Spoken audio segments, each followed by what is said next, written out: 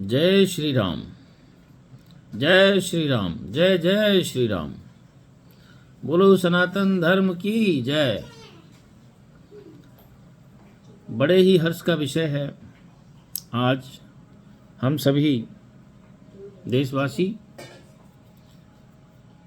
अपने आराध्य देव मर्यादा पुरुषोत्तम राम के भव्य मंदिर निर्माण के उद्घाटन का समारोह जो कल अयोध्या नगरी में बड़े हर्षोल्लास के साथ मनाया जाएगा, हम सभी देशवासी हृदय से बहुत ही आनंदित हैं, बहुत ही भाव विभोर हैं कि जो कार्य पिछले 500 साल में संभव नहीं हुआ, वो कार्य अब जाके संभव हुआ। तो आइए कुछ चर्चा करते हैं।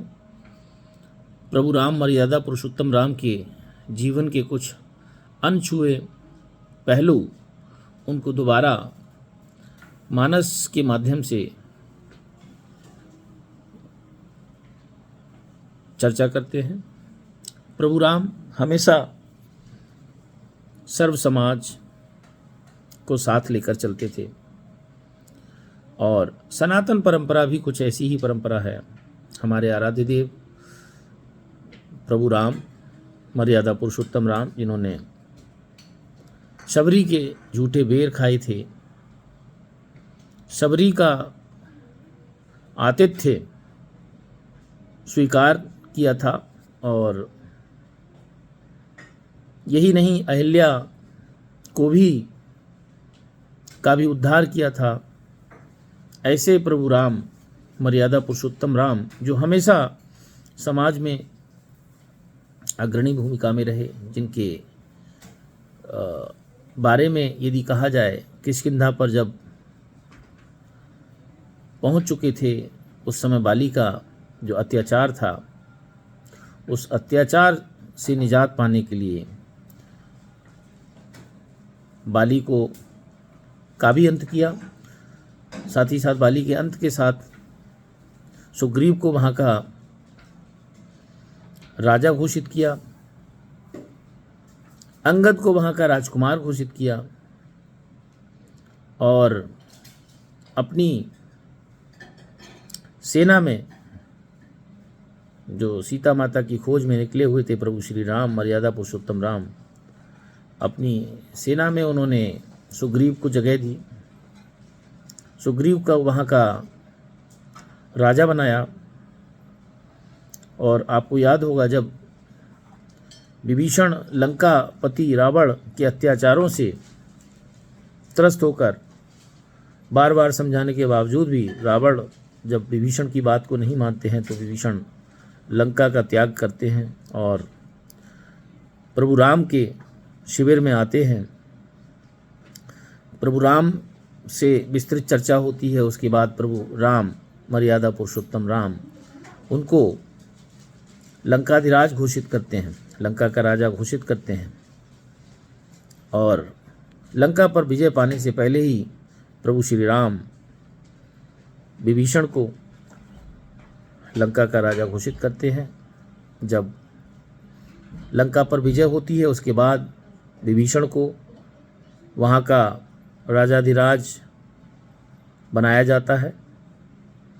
तो ऐसे कुछ मर्यादाओं के स्रोत के केंद्र बिंदु हैं हमारे प्रभु श्री राम, जिनका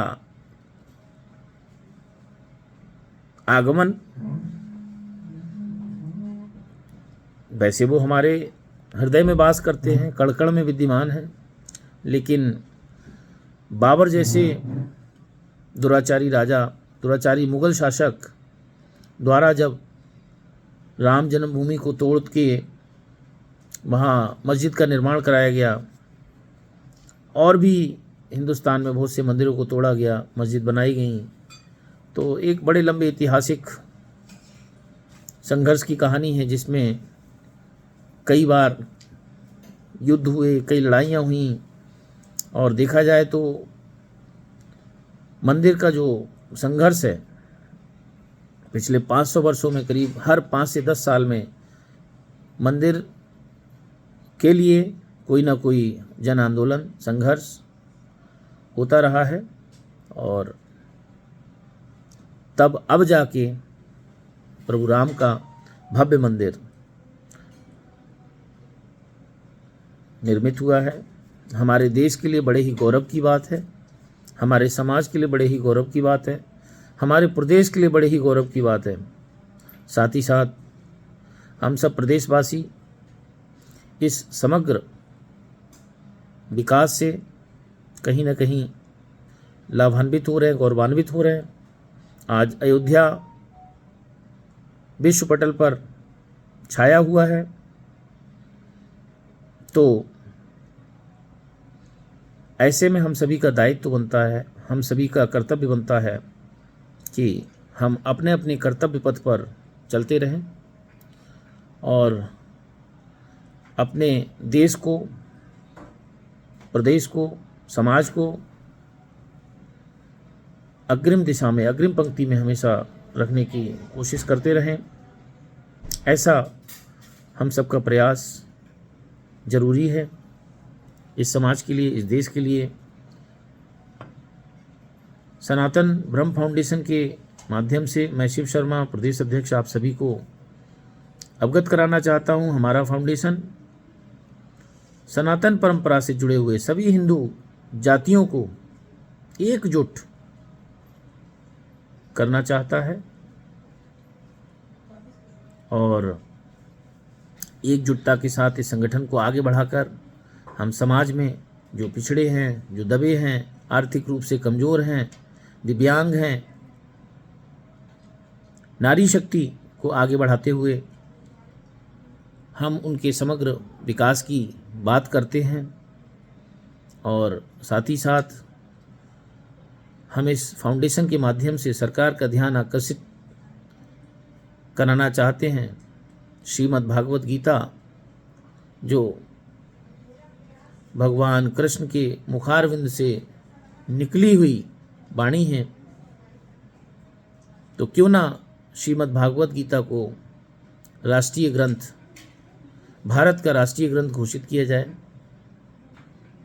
क्योंकि यही वो ग्रंथ है जो मनुष्य को कर्म योग, सांख्य योग, न्याय योग के मार्ग पर चलना सिखाता है। साथ ही साथ सनातन ब्रह्म फाउंडेशन पुरोहित समाज के लिए कल्याणकारी भावना रखते हुए सरकार से निवेदन करता है कि पुरोहित कल्याण परिषद का शीघ्र अतिशीघ्र गठन किया जाए, जिससे कि पुरोहितों के कल्याण के लिए, जो सनातन परंपरा को सबसे आगे पताका लेकर चलते हैं, उन्हें उनके सेवानिवृत्त आयु के होने के बाद एक निश्चित पेंशन और साथ ही साथ आकस्मिक दुर्घटना बीमा का स्पेशल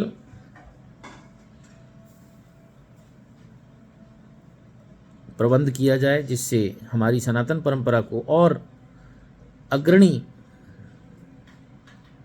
तौर से तन मन लगाकर आगे बढ़ाया जा सके।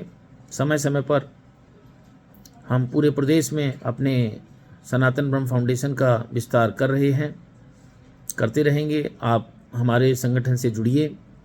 हमारे संगठन का मूल उद्देश्य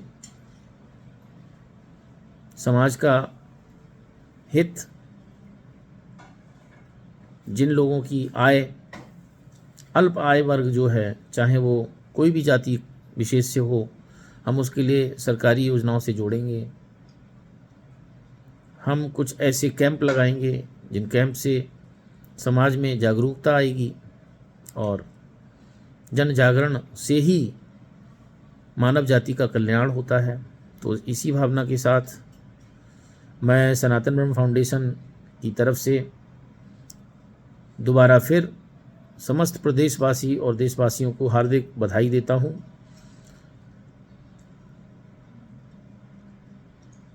जय श्री राम।